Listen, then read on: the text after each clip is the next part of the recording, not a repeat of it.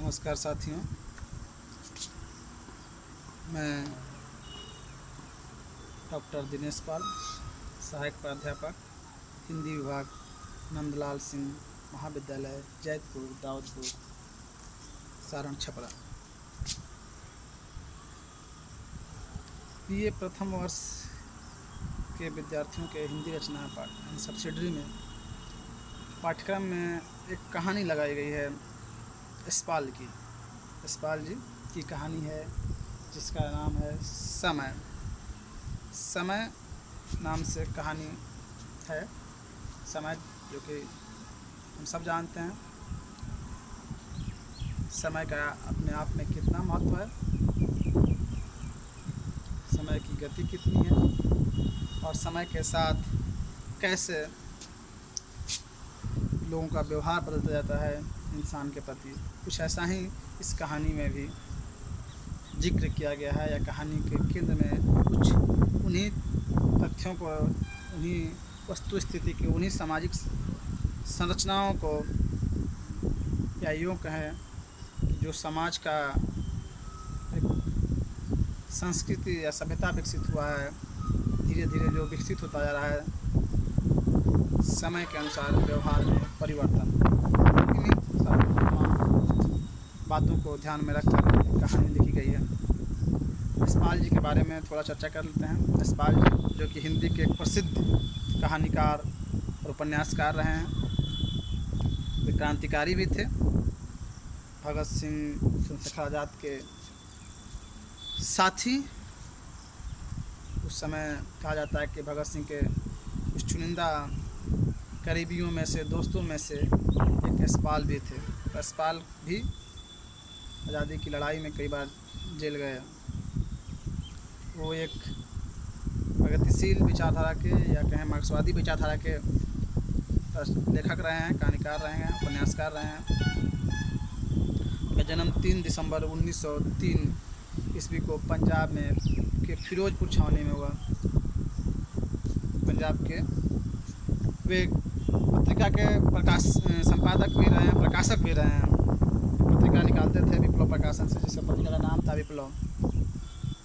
तो एक क्रांतिकारी व्यक्ति जब लिखता है या रचना करता है तो उसकी रचनाओं में, उसके लेखन में भी कहीं ना कहीं वो क्रांतिकारी विचार दिखने लगते हैं, या एक आक्रोश दिखता है। और ये प्रगतिशील विचारधारा के थे, मार्क्सवाद से जुड़े हुए थे। तो इनकी कथा, कहानियों में, उपन्यासों में एक पूंजीपतियों के खिलाफ से वर्चस्ववादी, या कहें कि अभिजात वर्ग के प्रति एक आक्रोश भी दिखता है। बहरहाल एक कहानी थोड़ा अलग है। इनके सबसे, अगर हिंदी साहित्य के 5 चुनिंदा उपन्यास के नाम लिए जाएं तो उसमें एक इनका उपन्यास भी शामिल होता है, जिसका नाम है झूठा सच, जो कि 2 भागों में लिखे हैं। झूठा सच, और यह आज़ाद भारत के, या यूँ कहें कि भारत का जो विभाजन हुआ, जो आज़ादी मिली, उस समय की जो त्रासदी है, जो सांप्रदायिकरण हुआ, जो सांप्रदायिक युद्ध, मार काट मचे हिंदुस्तान पाकिस्तान के बीच, जो लोग एक दूसरे के खून के प्यासे बन गए थे, उस परिवेश पे, उस परिस्थिति को जीवंत रूप में इन्होंने झूठा सच में लिखा है।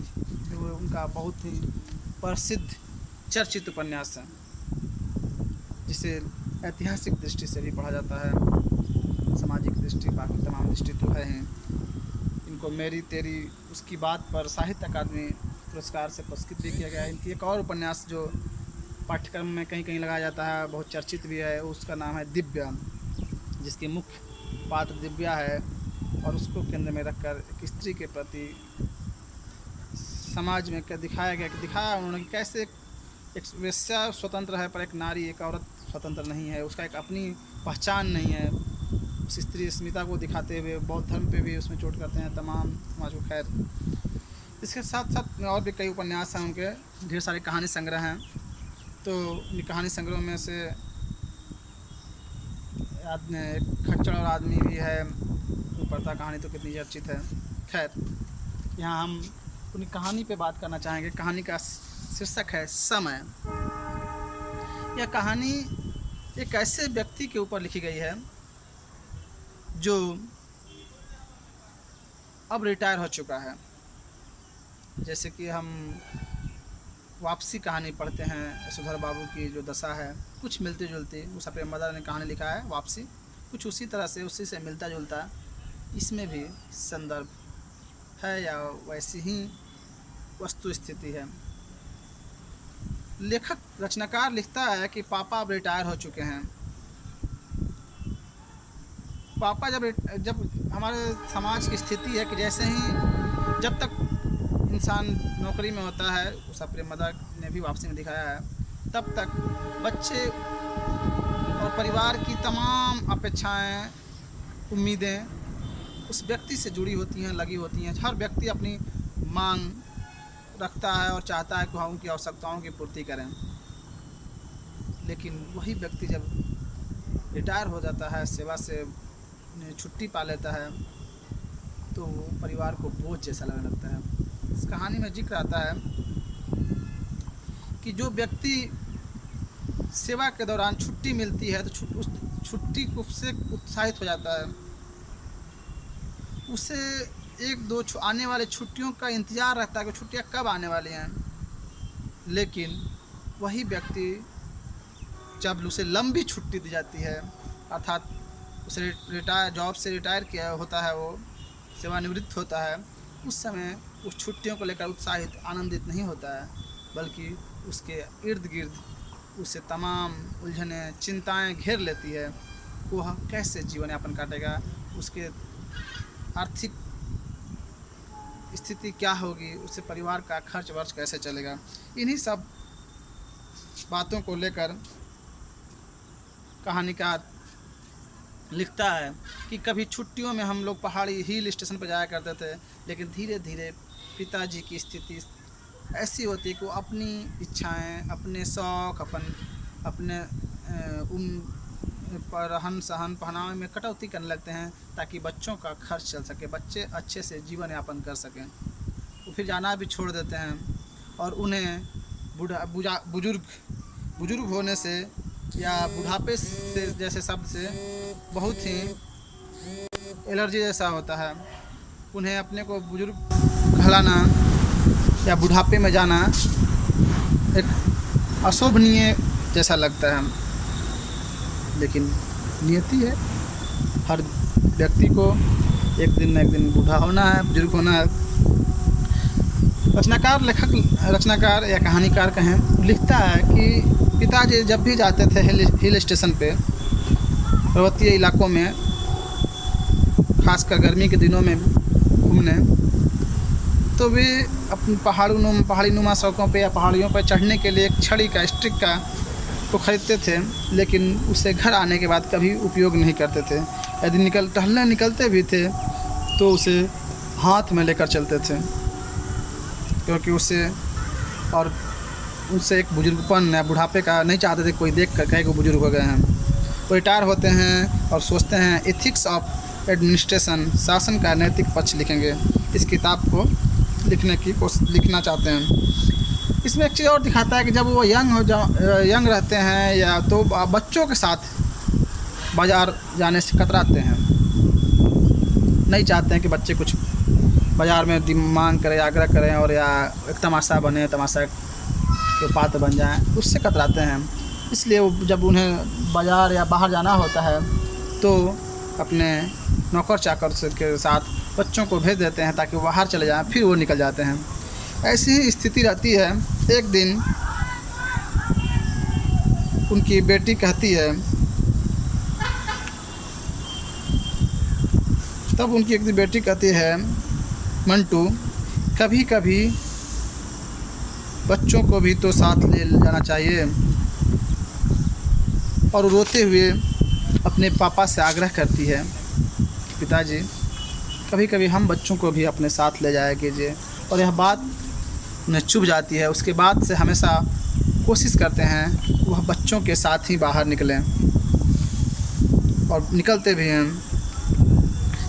कहानीकार यह भी लिखता है कि हमारे पिताजी तमाम पिताओं की तरह नहीं है। ये मतलब एक यह भी पीढ़ी अंतराल, जो हमारे समाज में पीढ़ी अंतराल होता है, उन बुजुर्गियत पे या बुढ़ापे पे एक प्रकार से तंज ही कह सकते हैं कि केवल अपनी नौकरी के अनुभवों, एडवेंचर, नवयुवक लड़के लड़कियों के लिए उपयुक्त विवाह संबंधों अथवा पुराने ज़माने की सस्ती और आज की महंगाई की ही चर्चा नहीं करते।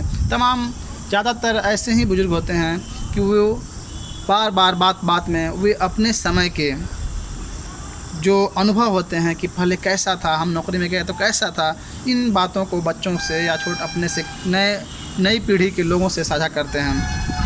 और ख़ासकर वो युवक युवतियों के वैवाहिक संबंधों की बातें छेड़ते रहते हैं, किसका कहाँ विवाह होना चाहिए, कब होना चाहिए, तमाम बातें।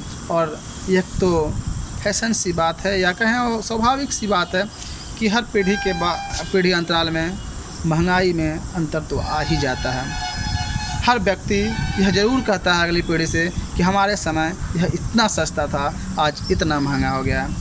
लेकिन यह इस कहानी के पात्र जो पापा हैं, जो रचनाकार जैसे पापा संबोधित करता है, वह इन सब बातों से लगभग दूर हैं या इन सब बातों का जिक्र नहीं करते हैं।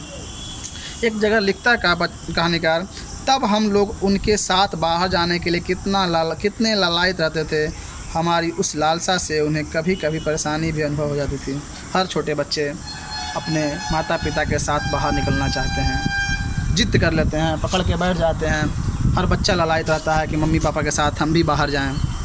यहाँ भी यह बच्चे हैं।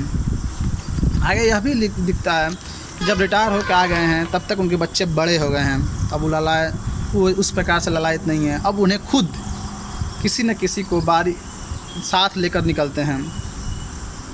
और एक दिन की बात है कि जब वो कहते हैं कि कोई है हजरतगंज की सवारी, यानी हजरतगंज जो उनके पास का कस्बा है, बाज़ार है, कोई है जो हजरतगंज चलना चाहता है मेरे साथ।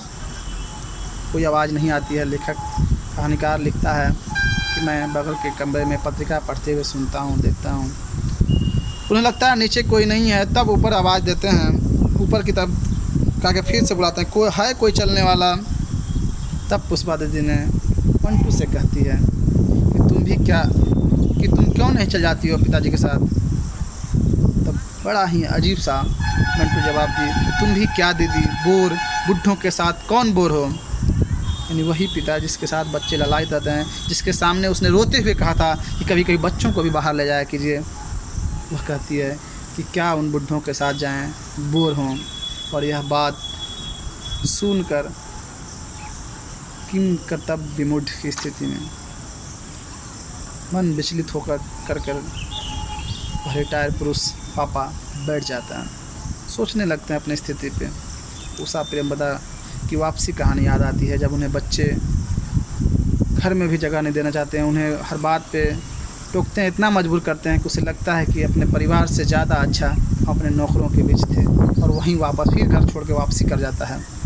कुछ इसी प्रकार का ये यहाँ पे फिर लिखे हैं कि किस प्रकार एक समय बच्चे ललायित रहते थे, लेकिन आज बुढ़ापे में समय बदल गया, अपने ही परिवार के लोग बेगाने जैसे हो गए। अंत में फिर वह कहता है, क्योंकि जिन बच्चों के सहारा जाना चाहता है वो जाने को तैयार नहीं है उस बूढ़े इंसान के साथ, बूढ़े व्यक्ति के साथ। तो कहता है कि मैंने बहुत सारी छड़ियाँ लाई है, कोई छड़ी है तो दो।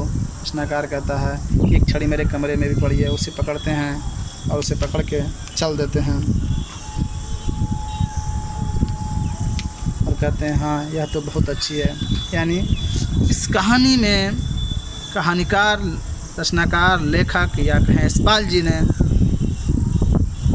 यह दर्शाने की कोशिश किया है कि हमारे समाज में कैसे समय के साथ लोग बदल जाते हैं। जिस पिता ने पूरे जीवन मेहनत करके, नौकरी करके अपने परिवार को पालता पोसता, बढ़ाता, बड़ा करता है, अपनी आवश्यकताओं में से, अपने ज़रूरत चीज़ों में से, अपने शौक़ में से, अपने पसंद में से कटौती कर करके अपने बच्चों को सुख देता है, खुशहाल देखना चाहता है, उन्हें आगे ले जाना चाहता है, उनके करियर बनाना चाहता है।